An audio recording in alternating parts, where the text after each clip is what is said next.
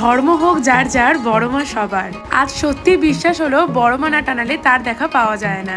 যতবার যাওয়ার কথা ভেবেছি কিছু না কিছু কারণে ক্যান্সেল হয়ে গেছিল। হয়তো মা নিজেই টেনেছিলেন, তাই এবারে মায়ের দর্শন করেই নিলাম। কথায় আছে মানুষ মানুষকে ফিরিয়ে দিলেও নৈহাটির বড় মা কাউকে ফেরায় না। শুধু মায়ের দরবারে গিয়ে একবার দাঁড়ালেই হয়, তারপর মা মনের কথা সব বুঝে নেয়। সেদিনকে যাওয়ার আমাদের কোনো রকমের প্ল্যান ছিল না, বাট একদম সকাল সকাল বন্ধুর ফোনে উঠে পড়লাম। উঠে হঠাৎ করেই প্ল্যান হলো বড় মাকে দেখতে যাবো, আর তারপর আমরা দুজনেই বেরিয়ে পড়লাম।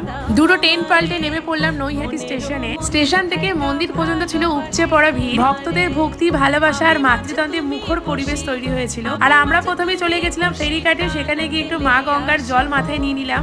নৈহাটির এই স্থানটা আজ একটা পবিত্র তীর্থক্ষেত্রের মতো। দূর দূরান্ত থেকে মানুষ আসে বড় মার আশীর্বাদ নিতে। মা সব ভক্তদের ডাকে সাড়া দেন। বড় মার কাছে যেতে যেতে এখানে বড় মা লেখা একটা টিপ পরে নিলাম। টিপটা পরে নিতে যেন মনে হচ্ছিল মায়ের আশীর্বাদ সবসময় আমাদের সাথে আছে, আর এই টিপটাই ছিল আশীর্বাদের প্রতীক। এটা ছিল আমার জীবনে প্রথম নৈহাটির বড় মা দর্শন। এর আগে অনেকবার যাওয়ার কথা হয়েছে, কিন্তু যেতে পারিনি। মা হয়তো তখন টানিয়েছিল না আমাকে, কিন্তু এবারে কালী পুজোর সময় একদম বড় মাকে দেখতে পাওয়ার সুযোগ পেয়ে গেছি। সত্যি বড় মা না টানালে কিন্তু কখনোই এটা সম্ভব নয়। এই কথাটা সত্যি আমি মেনেছি সেই দিনকে, কারণ আমাদের কোনো রকম আসবার কারণ ছিল না। হঠাৎ করে সকালের মধ্যে মাত্র 5 মিনিটে প্ল্যান ঠিক হয়ে আমরা বেরিয়ে পড়েছি বড় মার কাছে।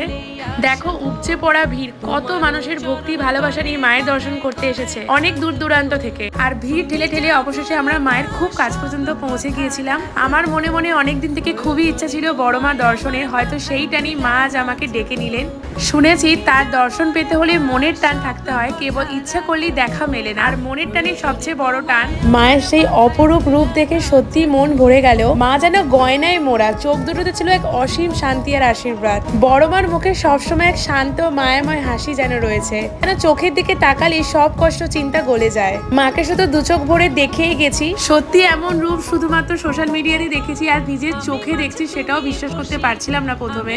মন থেকে একটাই প্রার্থনা মায়ের কাছে, প্রতি বছর যেন এমন করেই বড় মার দর্শন পাই। মা যেন তার সকল ভক্তদের ভালো রাখেন, সুস্থ রাখেন, আর মা যেন সকলের জীবনে শান্তি, সুখ আর মঙ্গল ফিরিয়ে আনেন। সব শেষে জয় বড় মা।